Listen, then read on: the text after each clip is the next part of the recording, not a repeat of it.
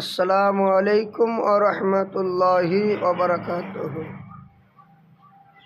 আমি একটা কথা বলছি ভাই, আপনারা সকলেই ধ্যান দিয়ে শুনবেন। কথাগুলো ফেলার নয়। একটা কিতাবে পড়েছি যে যে অন্যের নিন্দা গায় সে নিশ্চয় তোমার নিন্দা অন্যের কাছে গায়।